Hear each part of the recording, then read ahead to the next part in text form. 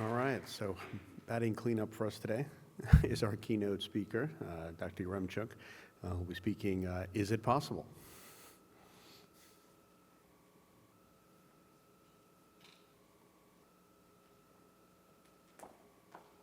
Thank you. I want to thank everyone for sticking in. I know it's close to the end of the day. It's after lunch. It's a little bit dark, but we'll do this. So, disclosures. And these disclosures are different than the ones I gave earlier. I was one of 10 female chairs in 2023. I think when I started 15 years before that, I was one of 4. I was president of the American Academy, past president of Women in Otolaryngology. Our organization, we have several thousand doctors. I was the first female to serve in the role as chair of that, first physician to serve as the chair of the board of directors, patient safety and quality committee. So a lot of firsts over a long period of time. And I'm going to talk about a moment, and some of you have a moment, you know, and this was my moment. It was 1992 as the American Academy of Otolaryngology, their opening ceremony. They used to have all the board of directors sit on the stage. It's hard to see, but they're all male. And I would go to that meeting with the chair of my department, Dr. Richard Nichols. We would be walking down a hallway with lots of other people, and they would say, "Hi, Dr. Nichols," and then they would say, "Is this your secretary? Is this your nurse? Is this your wife?" And that was after he had introduced me as, "This is Dr. Yaremchuk." So I quit going to meetings. And it's kind of funny, but I just said, I don't look like anybody else here. I'm not treated like anybody else here. I'm not going to any other meetings. And G. Richard Holt was the president of the American Academy, and so I wrote him a letter. I got that bulletin, and it used to be hard copy, it would come, and I wrote him a letter, and I said, back in the days, even before email, this was a piece of paper where you wrote things on it, and it says, the people on the stage don't look like me, I don't feel welcome. What's the future of the American Academy if all we have is a bunch of old white men on the stage? And so he wrote back to me, and he said, "My wife is an ophthalmologist, I have 5 daughters, I am committed to women in the American Academy of Otolaryngology head and neck surgery, and the question is, was that enough?" So 1992. The American Academy actually was part of the American Academy of Ophthalmology for many years, up until 1970 or so. So if we say it was several hundred years old or 100 years old, the first female president was actually in 2004. And several years they had run a female against a male, and she never won. And so Rick Nielsen was the EVP of the Academy, and in 2004, he said, "Let's run 2 women against each other and see what happens." And so they had their first female president. And then after that, 2015, 16, 21, 23, you can see that from the 15 on, it was a lot of women. So what happened? Well, in 2011, Women in Otolaryngology became a section. And if you're at the Academy, and if it's the noon when there's a lunch for women in otolaryngology, you start to see a group of people walking towards the luncheon, and they tend to be all women, and it really gives a large voice to that constituency within the Academy. So, you know, and then I started going back to meetings and all of that kind of thing, participating. The idea of microaggressions, and I don't know, how many people have heard microaggressions, micro insults, that kind of stuff. So I decided to go back to look to say, where did that come from? How did we get that term? And it's very interesting, and I'm going to say maybe Dr. Butts her father may have known this person, but it was first described in 1970 at the Black Psychiatrists of America by Dr. Chester Pierce, talking about minor yet damaging humiliations and indignities, specifically for African Americans. And so this is another article that was published by the American College of Surgeons, JAMA Surgery, saying, you know, does it still exist, and are we still in that situation? So micro-assaults, micro-insults, micro-invalidations, environmental microaggressions. And so what does that look like? And, I finished my training at University of Chicago in ENT. I wanted to be a neuro-otologist. I applied for a fellowship, and I was interviewing, and the person in the fellowship asked me he asked me, can women be surgeons? Now, I had finished my residency in ENT at this time, so I'm going, I think so. And then if we go to the stereotypical woman, you would think she would be able to sew, but I didn't get the fellowship and I didn't become an otologist. The number of times I've asked if I was the nurse, the janitor, an interpreter, a wife, or an administrator, I've lost count and I stopped paying attention to it too much. The myth of meritocracy, that if you work really hard, people will recognize you. Not so much. And environmental microaggressions. And I know we walked down a hallway today that had a lot of pictures on it, and probably 90% of them were men that were, and University of Michigan, from ever, the class of every medical school class, and for a very long time, they were always men those pictures were on it. So you can ignore it, but it does start to wear on you a little bit when you start thinking about that. Words matter. Microaggressions, gender equity, unconscious bias. We say it, but I don't know that we acknowledge it. And do we really just say this is just discrimination? It's different. So how do you respond to it? When you're sitting in a meeting, when you're sitting someplace, is it me? Am I being too sensitive? Should I respond? And there is a woman who is now the chair of radiology at Henry Ford, and the previous chair, I think he started to lose his filter, and he would say things in meetings that weren't quite right. And so she had red cards. And during this meeting, she would throw a red card on the table when he would say something that wasn't right and say, there, it's a red card. You don't get to talk for 5 minutes, kind of stuff. And so, it was kind of kidding, like a soccer game red card, but it said, okay, we need to stop. We need to rethink what was just said and, move on. So I'm going to talk, how do you get past that? How do you amplify the voice in the room that's not being heard? And so sponsorship, mentoring, coaching, self-care. And I also think the idea of a work buddy is important for a lot of people that are just starting in practice. What's it like? Have you experienced this? Where do I go to find something out? And I had, been in all these leadership roles at Henry Ford. I was on the salary management committee. And I called in for a meeting. I was on vacation, but I thought it was really important to get a stipend for somebody in my department. And so I explained it. I did all this kind of thing. Chair of surgery said, oh, Kathy, great. Thanks for calling in. We know you're on vacation. It's all good. So I hung up. I thought, okay, they heard me.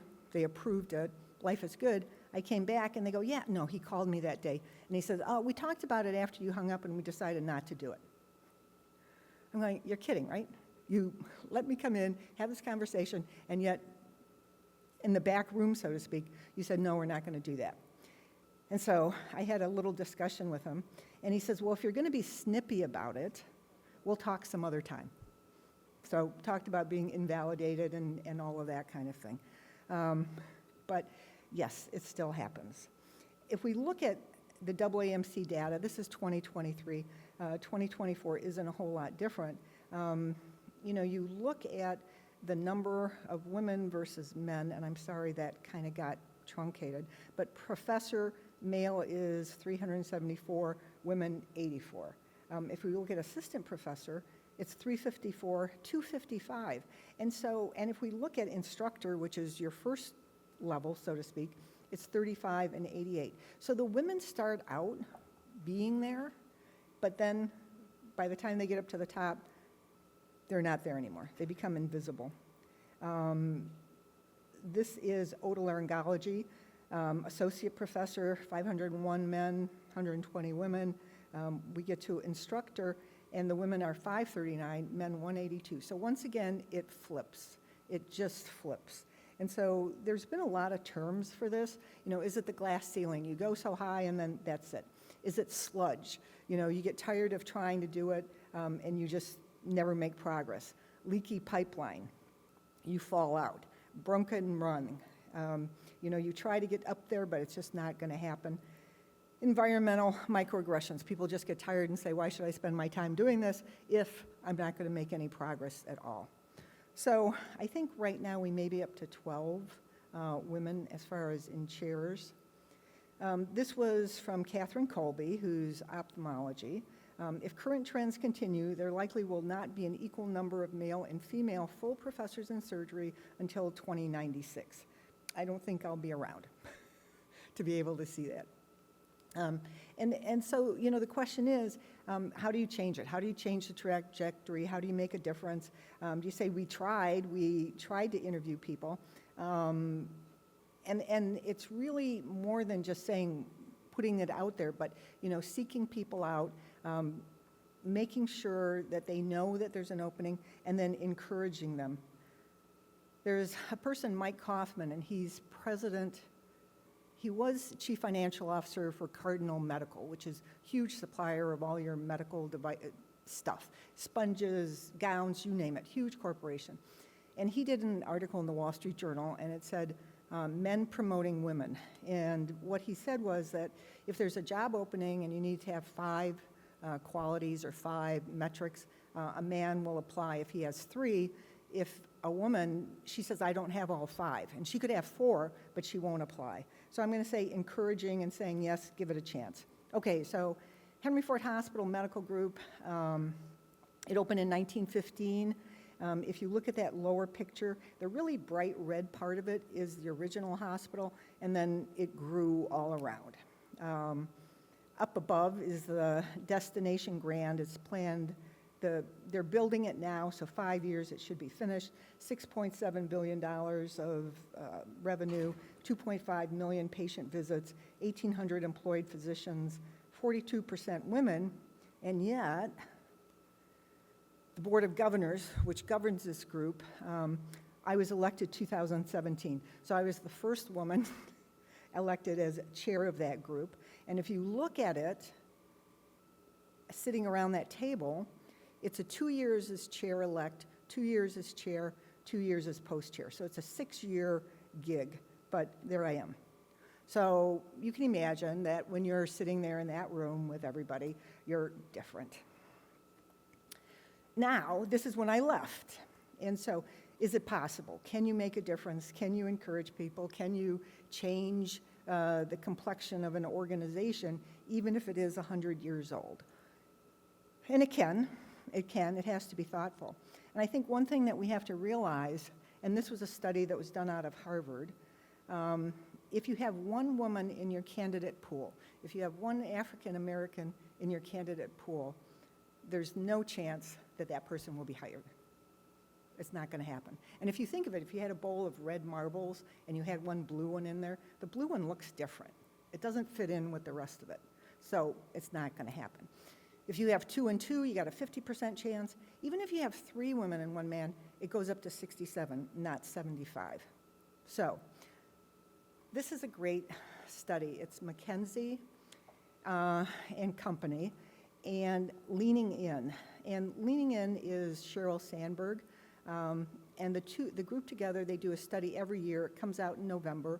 And it does an update as to how women in the workplace, you know, what changes. It's a great study. It's a great thing to look up to see what's going on and what is the pulse, so to speak. 900 organizations. It's not all healthcare. And, you know, at first you say, well, it's just ENT that where women aren't shown. It's just medicine. It's just surgery. It's not. This is something, it's a societal issue. So this last time they looked at the biggest barrier to women's advancement is the glass ceiling. And it really isn't the glass ceiling. It's not that you get up to associate professor and then stop. It's that every step of the way there's going to be a diminution, a drop-off of people, women that are going to continue. Microaggressions have a micro impact. And the answer to that is no. It's a large and lasting impact. It's not micro. It's not temporary. It's there. And it's, you know, the myth. Women want to work from home. They want flexible schedules. It's any of this that we're talking about is just about them. And actually, no. Men and women see flexibility as a top 3 employee benefit and critical to their company's success. And then women are becoming less ambitious. And the answer is no, that's not true either. They are very important, and they do see themselves as being able to be a CEO, an EVP, a chair, fill in the blank kind of thing. And this looks at women in the workplace. It works, if you look at the left side, at the entry level, you have 34% white men, 18% men of color, 29% white women. But then as you see the progression, and if we look at C-suite and we think of deans, if we think of chairs, you can see that everyone else kind of gets squeezed out from the progression that we would like to have. And it turns out that the change for some of these groups has not really been very significant. Women of color have the hardest time in terms of their opportunity to progress to a C-suite or a chair or any of those positions. So how do you make a difference? How do you impact things? How do you see things differently? And it's the idea of having a culture of allyship. So empowering individuals to develop strategies to further goal. Support the women in the organization, skill development, mentorship, sponsorship, coach, work buddy. And oftentimes people say, well, do I need to get an MBA? Do I need to get another degree? Do I need to go to another leadership course? Do I need to do any of those things? And any one of those things by themselves, if you aren't given the opportunity to actually use them in your organization, it's not going to matter. It will just be on your CV or your resume that you went to the course. You need to be able to use it. It's like having a gym membership but not going to the gym. You have to use what you've learned and demonstrate it to those people around you.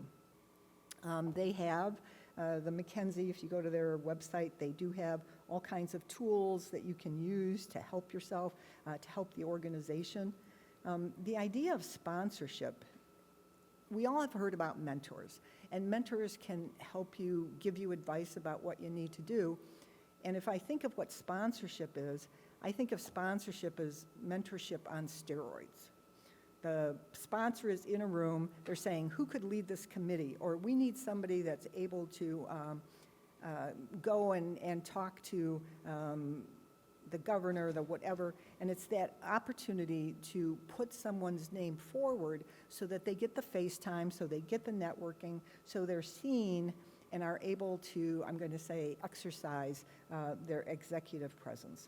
This is from the Harvard Business Review, which is another great article that says, the networking, the behind the scenes, the things that happen and getting your face out there are really important for career advancement.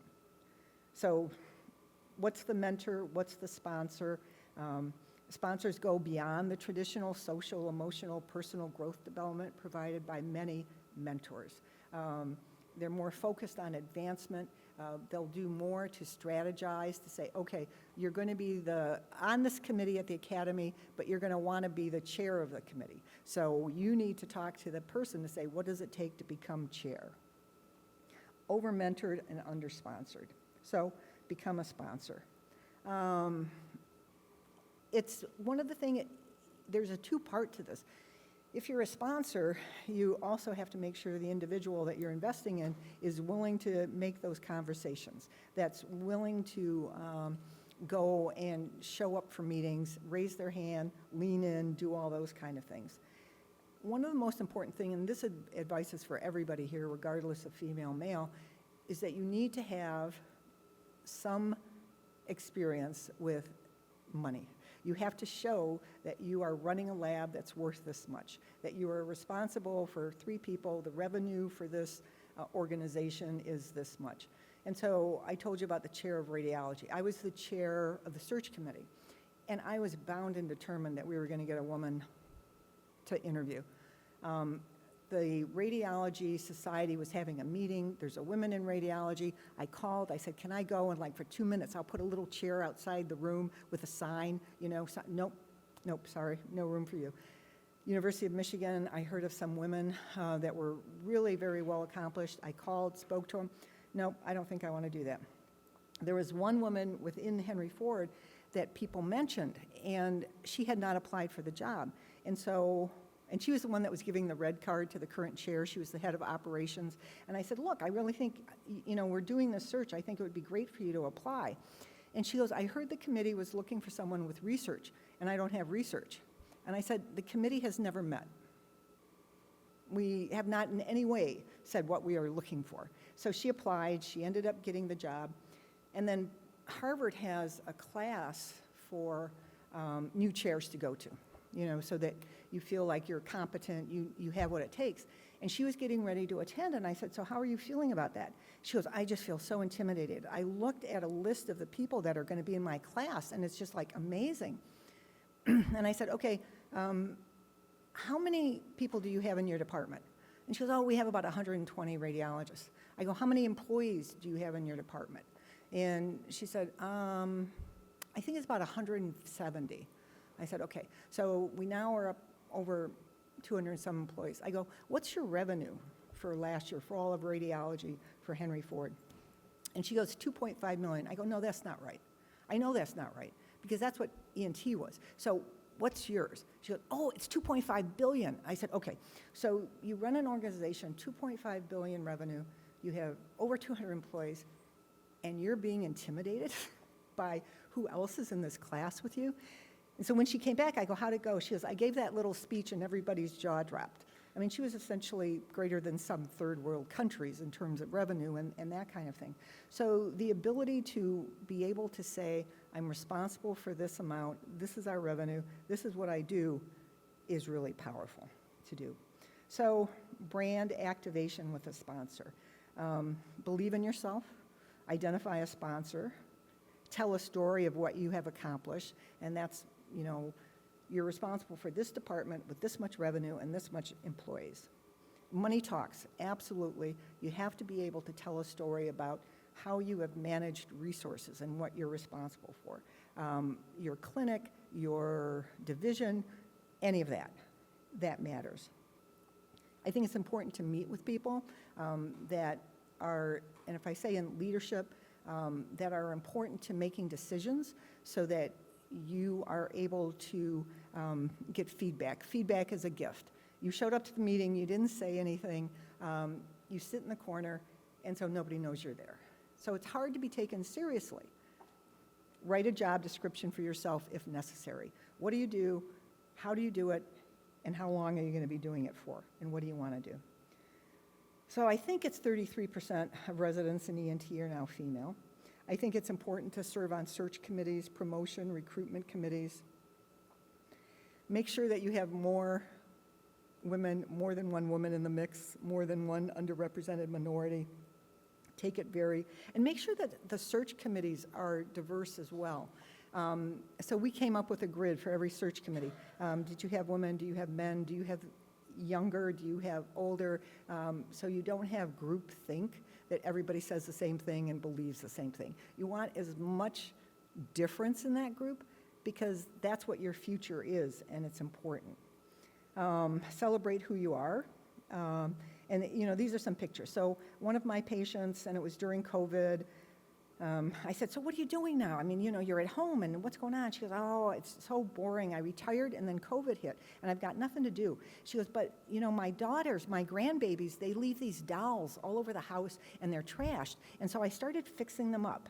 And she showed me, I go, this is amazing. And I, showed my medical assistants. And the next week she dropped off a bag and she did a picture, that's me. She went to the Find a Doc, my picture's on the little thing, the mask, she even has a head mirror in the pocket. I mean, and I have that on my desk. And some people will say, well, that's not very professional. You have a doll on your desk and that's pretty silly. I'm fine with that. The bottom picture is we have a mani-pedi party twice a year for all the residents, female staff, audiologists, APPs, and we enjoy it. And one of my male attendings said, well, when are you going to do something for the male attendings in the department? And I said, you can go have a bro day anytime you want. You can go to the cigar bar. You can go to the barbershop. They never did it. So once again, that's okay. And then on the top, we've started a group. I would always go to the Trio Society, and when they had the president's presentation, they would show pictures of hunting and fishing and golfing. And so now we have a picture, I think there's 4 or 5 female chairs in there doing yoga, so that we can have our own story to tell about who we are and what we do. Skyline of Detroit. I want to once again thank you for having me.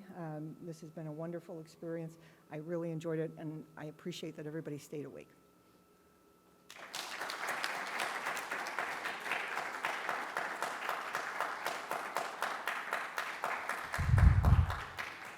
I don't know, does anybody have any questions about this last presentation? I think this is a brilliant talk, and I would suggest you look at the education system, because education begins shortly after birth. Is there something that should be done different? Pre-K, K, grade school, high school, college, to introduce these gender issues? Or should we wait till we've already completed most of our education? Yeah, I think that's a great question, because this is a societal issue.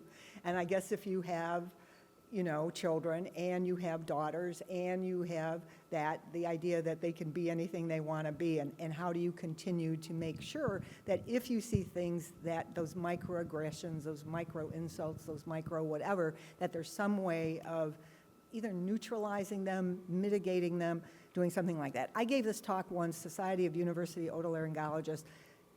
After the talk, a male otolaryngologist came up to me, he goes, I love that talk, that was a great talk. I just want you to know my daughter is in residency in ENT, and I'm really worried that when she gets out, she's gonna have old eggs. And I'm never gonna be a grandfather. And so from the entire talk that I gave, which was like this, that's what he took away from it. So it's tough. Yes, so this is 2025, and you would think this is not an issue anymore, right? But until you experience it yourself. So my wife is a faculty member, the same academic rank than I am, and she has her own line of research, totally separate, totally developed on her own. And she's probably a far more original thinker than I am. And recently she was introduced by a senior academic colleague to a student as Mrs. Colmar. She has her own name, yeah. So, yes, it's going on. And so, you know, it's that micro invalidation, micro insult, micro whatever. And so, you know, at that point, does she stand up and say, oh, no, my mother's not here today, or his mother's not here today. I'm doctor, and, you know, do that. Yeah. Dr. Butts. So, Dr. Yaremchuk, I just want to thank you so much for being here, for being our keynote speaker, thank you, Linda. For your 2 excellent presentations. They were both very inspiring for different reasons. So just a couple of points. You talked about Sheryl Sandberg, and I think that's an interesting example, because her sponsor, one of the main reasons for her kind of ascent was Larry Summers, so the former president of Harvard, the former secretary of the treasurer, who I think she was one of his students at Harvard, and he identified her as a very impressive person, and you know, they kind of became united, and he was a real influence for her. So I think the importance of sponsorship, as you say, it's really critical. So I think it's an interesting story about that relationship. You're right about Chester Pierce. So yes, he and my father were good friends, and so funny. I think my dad was at that meeting that you just referenced, Dr. Pierce. I'll show you a picture. I have a picture of the 2 of them on my phone. He was a wonderful, wonderful man, an incredible psychiatrist, and another interesting thing about him, in addition to coining the phrase microaggressions, is he actually was also a consultant for Sesame Street at its inception. So shows like Sesame Street and other shows like this that were trying to be sensitive about how to engage children actually worked with psychiatrists and psychologists in, you know, forming content, and that's another one of his legacies that many people don't know about. But he was an incredible man, a really incredible person. So thank you for talking about him. Rich. Yeah, thanks, Kathy. I think this is so important, and it extends beyond women in medicine. I mean, there's so much just ignorance and bias and things out there, but a few quick anecdotes if you want to comment on them. when I was chair a few years ago, the dean came to me and said, you know, we have a medical student applicant who has a cochlear implant. Do you think they can really learn and be a medical student? My jaw dropped. This was a dean asking me this. And he came, he did well, and he's doing fine now. When I was journal editor, I think my first year, the chair of the Women in Medicine came up to me and said, Rosenfeld, how come you don't have enough women on your editorial board? You know, gee, I asked a few and they said no. Well, you better get some women. So I went up to the next person who was very qualified and asked them, and they said, well, I'm kind of busy, I can't. I said, you better do this or the women in medicine are going to kill me. And she did it and came up to me a few years later and said, I'm so glad you made me do it. And the last thing I would just bring is, a few years ago, a leadership individual in this institution had called me in as chair to sort of suggest we needed more diversity in my department. I said, what do you mean? We've got diverse people. We have people from all these different countries, from Asia, from here, from Russia. Well, that's not diversity. It's like, okay. I said, and 40% of the department faculty are women. Oh, that doesn't count. That's not diversity. So what do you, oh, we want underrepresented minorities. I was supposed to go out and find like an Alaskan native and bring them into the department. How do you even deal with statements like this in this era? You know, like, well, 40% women, no, that's not diversity. That doesn't count. Well, but I have to say, there are some departments in this country that have no women. I mean, they have no women. And I've had their chairs go, well, how do you recruit women? And so we also did a study, and we looked at resident applicants. And so we asked them all, I go, when you choose a department that you feel comfortable with, is it because there's a female chair? I thought it was about me. Is it because there's a female program director? I thought because that's who they come in contact with. And then it was number of women on staff, and it was the number of women on staff. And so that's what they saw, because it was the community that mattered to them as a medical student, where they thought they would fit in. So it's interesting, but if you go to a department to interview and they have no female on staff, why do you want to be like that chicken with, you know, looking on both sides? I'm the only one here kind of thing. So I understand it. It's, you know, the progress we need to make. I think, you know, the person who is now chair at Henry Ford, who used the red card, you know, she didn't tell the chair at the time, you're losing your filter. She made it a little bit of a joke, but she got her point across, like, okay, that's it. We got to stop the conversation here. And so calling, and if I say calling people out or correcting them or mentioning, oh, you waited till I left the meeting to then talk and then tell me that that wasn't the way it was supposed to be, isn't the way you would do with one of your other colleagues. So being willing to have that conversation. Thank you. Okay, thank you so much.